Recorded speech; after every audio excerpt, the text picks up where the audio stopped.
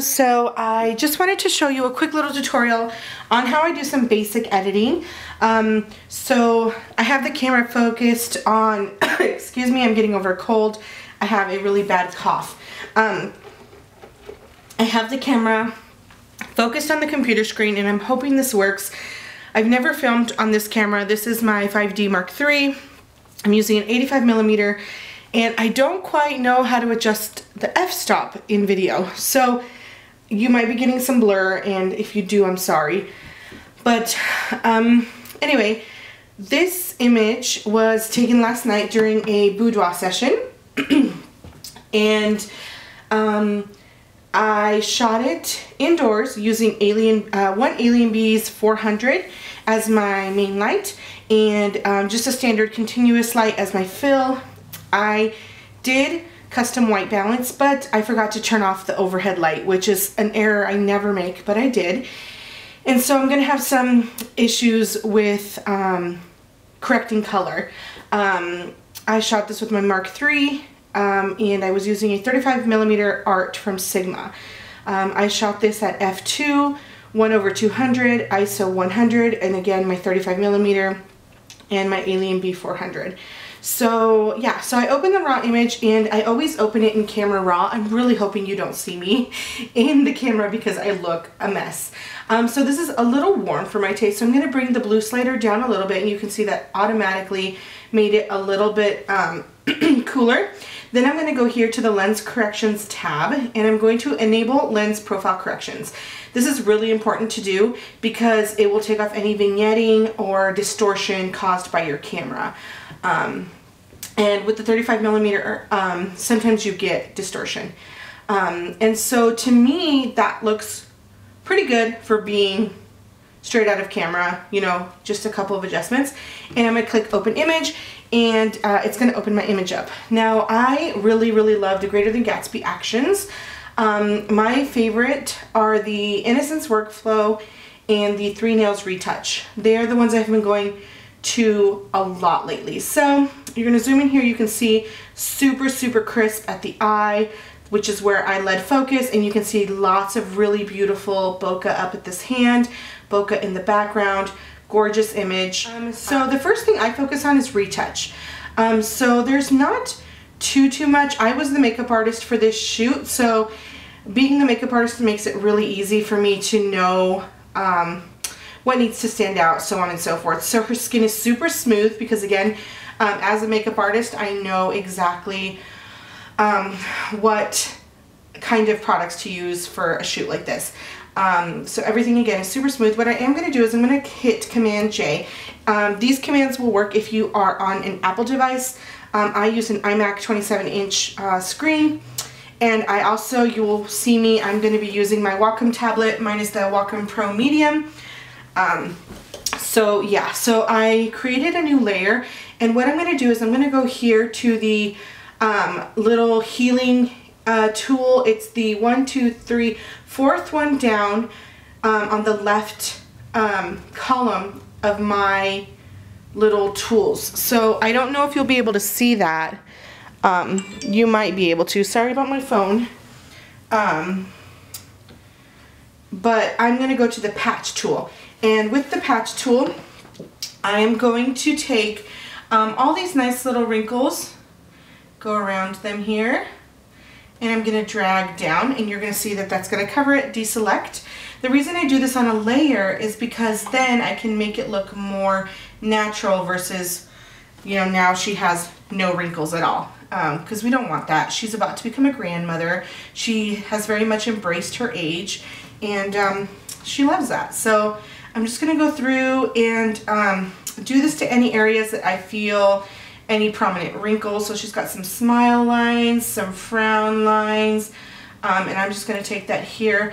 I don't focus too much on the forehead wrinkles because, especially for like her, she has a lot, and that's not a bad thing, but I feel like forehead wrinkles really give people character. So I'm just going to do a little bit of minimal editing here. Okay, super quick. There's one more little line here. You can see it kind of looks fake, but this is why, again, we are putting it on a layer, because then with layers you can always reduce the opacity. So let's see here. You can see most of the wrinkles are gone. I'm going to go back to this little wrinkle right here. That one's kind of catching my eye. Okay, so she's pretty much wrinkle-free. There's nothing body-wise that I would want to change. Nothing screams out to me. Again, she's a beautiful woman. And so what I'm going to do is I'm going to take that layer and I'm going to move the opacity down to probably about 80–70%. So this is at 70, and I think that looks great. So then I flatten my image. I flatten my image a lot. It's personal preference. You don't have to. So then I'm going to zoom in and do a little bit of work on some little cosmetic things. I'm going to go back to my brush, and I like to use a soft brush. Sorry, I got a little message there. A nice feathered soft brush. I'm at 28, and I'm going to have it at 100% opacity, 100% flow, because I can always change the opacity over here in this menu on the right. Obviously, this is going to look different depending on where you have your settings. So again, I really love 3 Nails Retouch. I'm going to go here to the Purify Whites of the eyes. I love using the Purify Whites section because I feel like it makes the image pop when the eyes are really nice and crisp. So I'm just going to place this right in the whites of the eye lightly. This is why I like my Wacom tablet, because I can control how much is going on. So there we go. And then I'm going to go right to iris catch lights and do a little bit of work on the irises. I go right around to where the color of the eye is. It just adds a little sparkle. And then I'm going to scroll down just a little bit to the makeup enhancers and click on mascara. I love the mascara tool. It's one of my favorites. It really darkens the eyelashes and makes them pop. And especially for something like this, she was wearing false eyelashes, and sometimes the band does not, it doesn't blend as much as I would like to. So I just run this little brush over it and it blends it right away. And step back and you can see how beautiful her eyes are and how much they pop. So what I'm going to do is I'm going to, again, flatten my image. I do this all the time. And then again, for this kind of image, I don't need much work. I really liked it straight out of camera. Her skin is super flawless. Her hair looks great. There's no real body issues that need to be fixed. So I'm going to go into the Innocence workflow.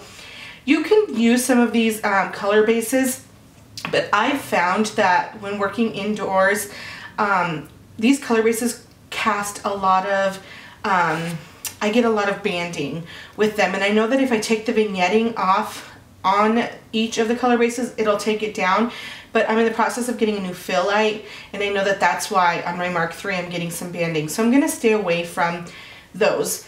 With Boudoir, I don't really want to change or add any kind of filters to this, so what I'm going to do is I'm going to go down to Contrast Bright, click play. It adds a little bit of contrast. I love super dark contrasty images, and then I kind of go back and forth with the vignettes, but because this image is really cropped in, I'm not going to do it. So no vignetting for these ones.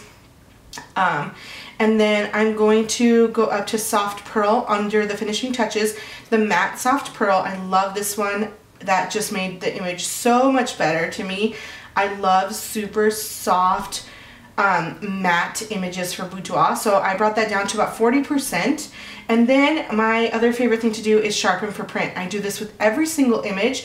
I use the sharpen for print subtle because the substantial is a little too much for me. So when you see here, this is at full opacity, or at 60%, and it's a little too sharp for my liking. So you zoom in, it's a really sharp, and that's fine, but it's a little too sharp for mine, so I'm going to bring it down to about 40.